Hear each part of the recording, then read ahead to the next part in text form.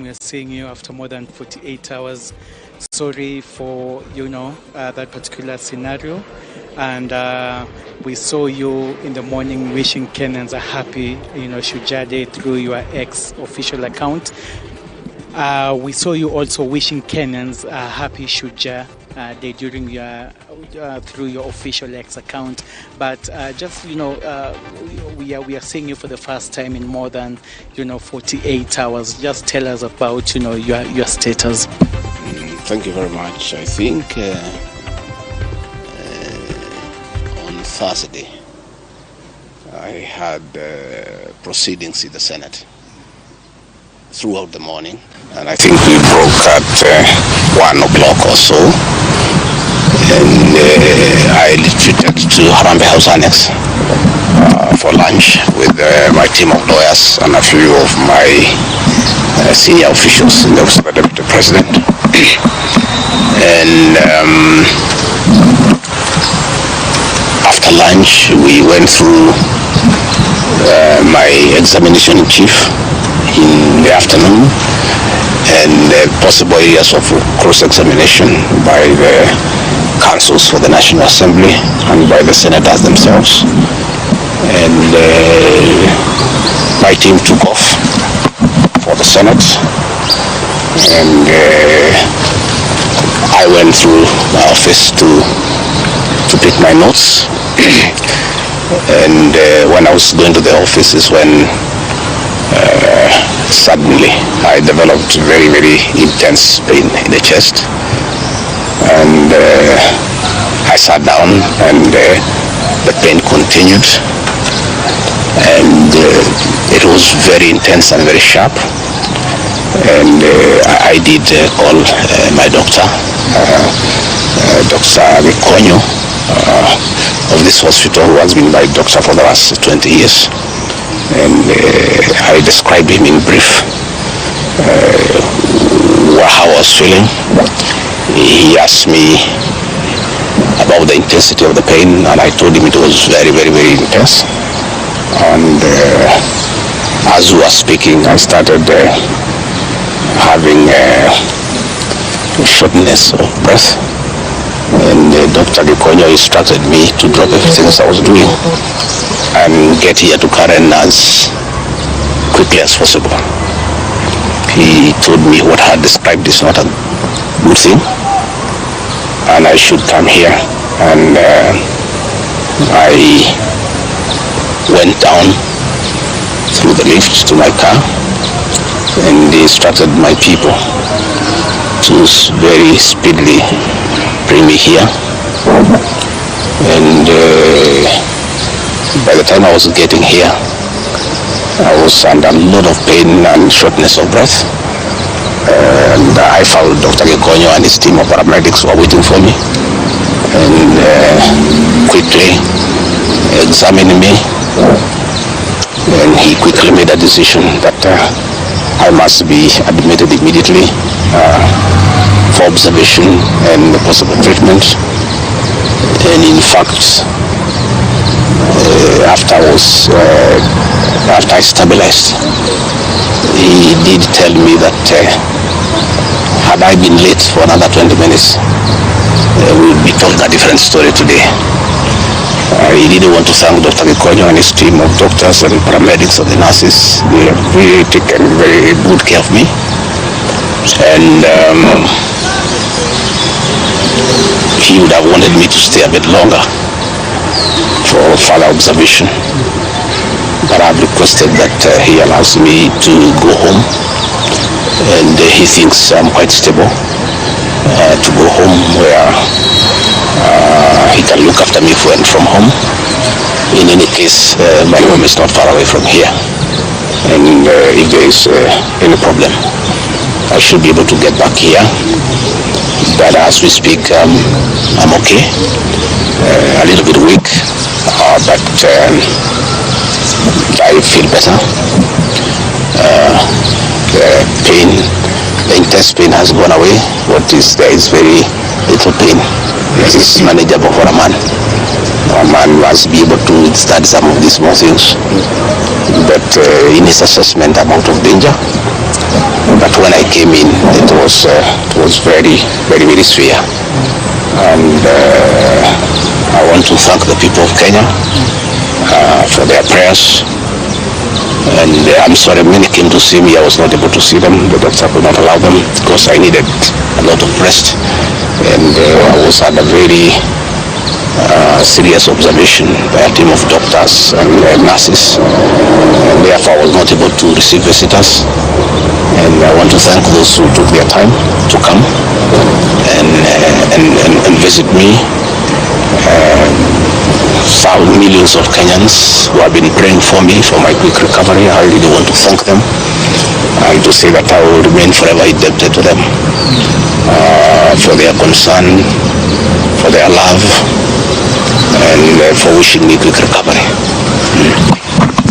The unfortunate turn of events there during that particular time, even as you were receiving treatment, a lot was going on in terms of Senate proceedings, the outcome of that.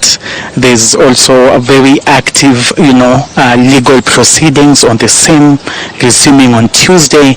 In the wake of all this, even as the doctor has recommended that you have a sufficient rest at home, but maybe just tell us, will we be seeing you active? Will you respond to all these issues that are going? We're talking about a parliamentary outcome, also talking about a legal process which is so intense that has even involved a 3-judge bench. What will be your reaction towards all this? I think for now my life comes first, my health comes first. It's unfortunate that when I was here in hospital, my brother and friend, President William Ruto, ordered for the withdrawal of my security from the hospital here. I've been here alone without a single officer looking after me. He ordered the withdrawal of security guards in my rural home in Nyeri, in my private home here in Karen, and all officers who are close to me were disarmed and given warning that they should not be anywhere near me. I didn't know President William Ruto can be that vicious. I am shocked by how vicious a man I helped to be president, a man that I believed in, a man that I was persecuted when supporting him, could be so vicious against me when I'm literally fighting for my life in hospital. How cruel can a man be? As we speak today, the Deputy President of the Republic of Kenya, regarding Gachagua, has no single security officer around him. He's alone. And I am aware that a judge seated in Kirogoya, another one seated in Midimani, gave conservatory orders staying the proceedings of the Senate, which effectively means I'm Deputy President. When the President, in total violation of the court orders, viciously,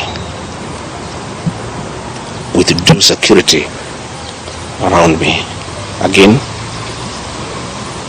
to cripple the functions of my office,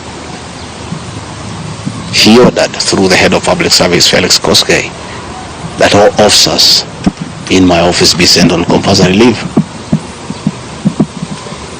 Last night, all vehicles assigned to officers who work under me were impounded to cripple the office of the Deputy President. I don't understand this level of viciousness to a man who have been your deputy, who helped you to become president, irrespective of whatever he has done. At his lowest moment in life, when he's literally struggling to stay alive, you unleash such viciousness against him. I bear no grudge against anybody, but I had not seen that in President William Ruto. The man I'm seeing is not the one that I thought that I knew. I know there was concerted effort that I should not go to Kwale for the celebration. Wilson Airport were told that I should not go through Wilson Airport. All owners of helicopters were told that I should not be allowed to use any of them to go to Kwale. I don't understand. But as I say, I want the people of Kenya to know that as I go home today, I have no security. And it's good that they know. And if anything happens to me or my family, President William Ruto must be held to account. We've made many mistakes in life.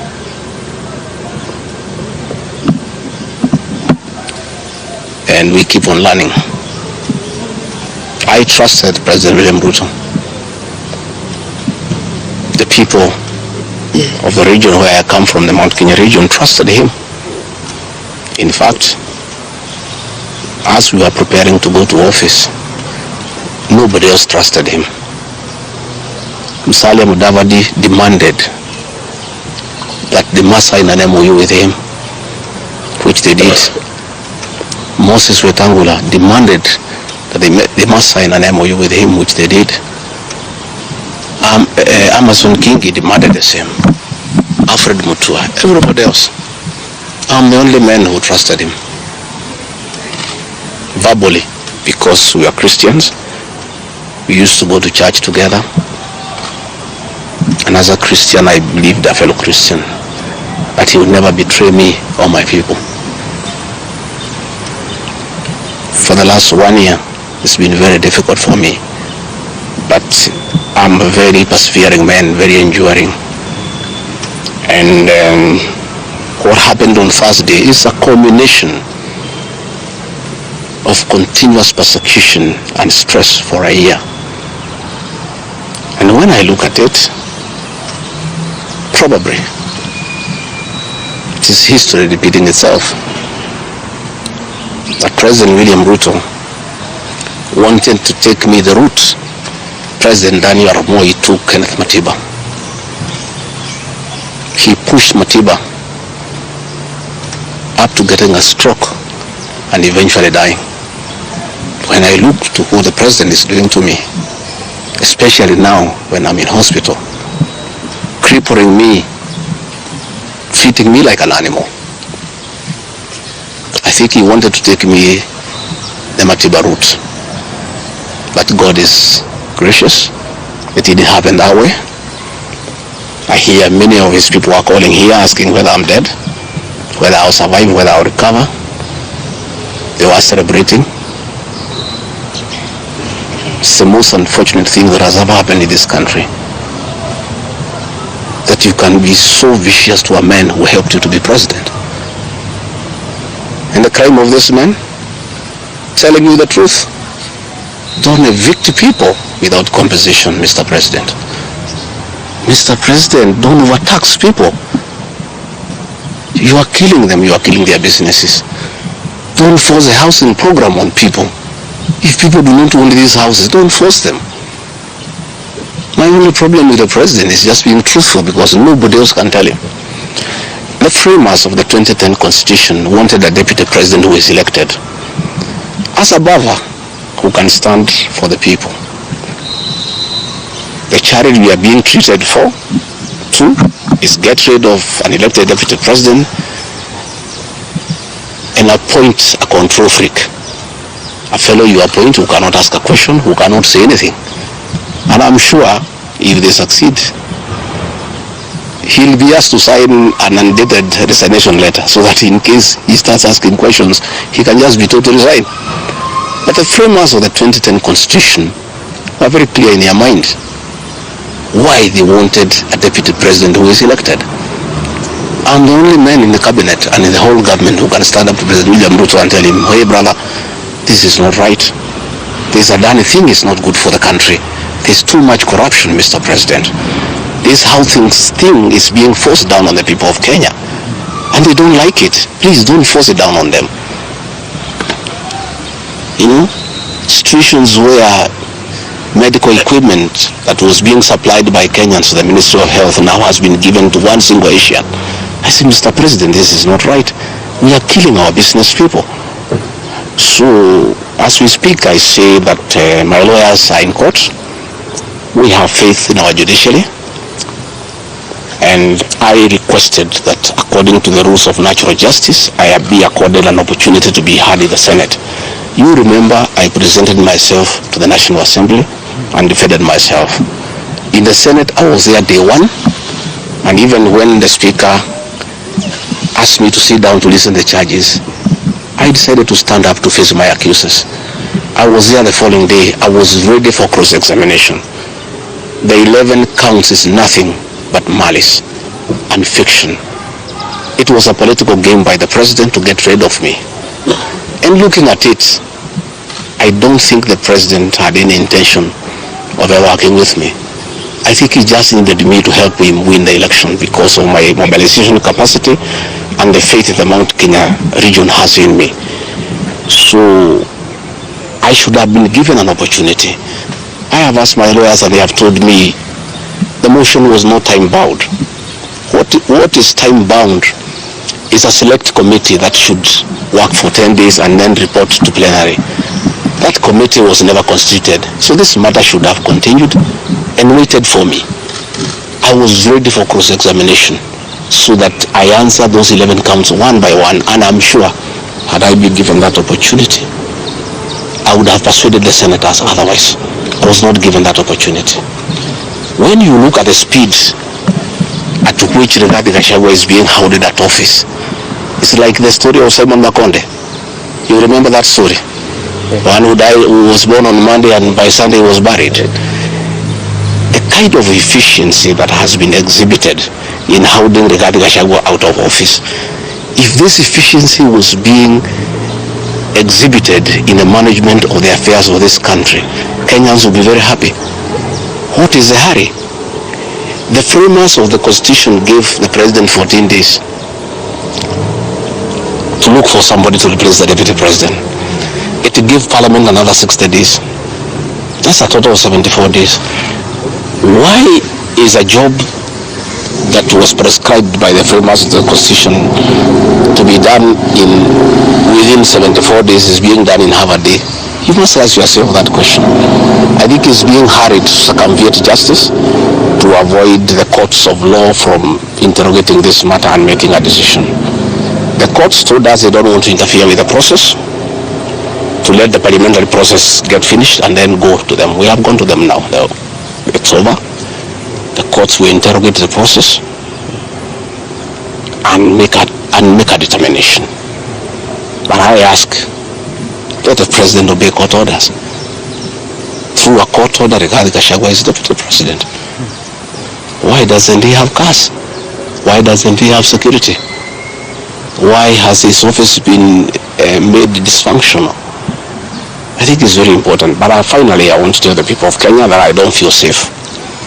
And for the first time, let me say that on 30th of August, in Kisumu, undercover security agents entered my room in Kisumu and bagged it, and one of them tried to poison my food. But we detected it and we were able to escape the scheme. I was supposed to be killed through poisoning. On 3rd of September, in Nyeri, another team from the National Intelligence Service came to Nyeri and tried to poison food that was meant for me and Kikuyu Council of Elders. I did report this matter to the National Intelligence Service, and the officers who were assigned to my office, I asked them to leave because I felt I was not safe. After the 2 attempts to assassinate me through food poisoning failed, it is when this impeachment motion was hatched. When my security was withdrawn here, officers from the National Intelligence Service have been hovering in every room, in every compound here. to an extent that I had to call my wife and my children to come and stay in my room, just in case they get entry to my room or compromise the people who are treating me. So regarding Gachagua and his family, feel very exposed because these people have tried to kill us before. They have now tried to get us out of office. So I asked President William Ruto, my brother, I helped you to be president, leave me alone. Leave my children alone. Do whatever you want, but let me live. Let me look after my children. You can do whatever you want with the country, but allow me to live. Because I was there for you when you needed somebody to be there for you. When you were in trouble and you needed a man who could stand with you, I stood with you, with my family. You have paid us in kind by being so cruel and vicious against us. We are simple people. We are a very small family. Let us be. Do whatever you want, but please, Mr. President, I beg you, don't kill us. Don't kill my children. You have caused me enough pain for the last 1 year. Please, leave me alone. Let me be. God will take care of me. I don't have to have security. I don't have to have drivers. I don't have to have cars. Please allow me to have my peace, if nothing else. And remember, I was there for you when you needed a man to be there for you. Let the courts of law uphold and protect our Constitution. I ask the Chief Justice Martha Koome to live true to the fidelity of our Constitution, to make sure that this is a country of the rule of law, to allow the court process to take place and ensure that this process is not nugatory.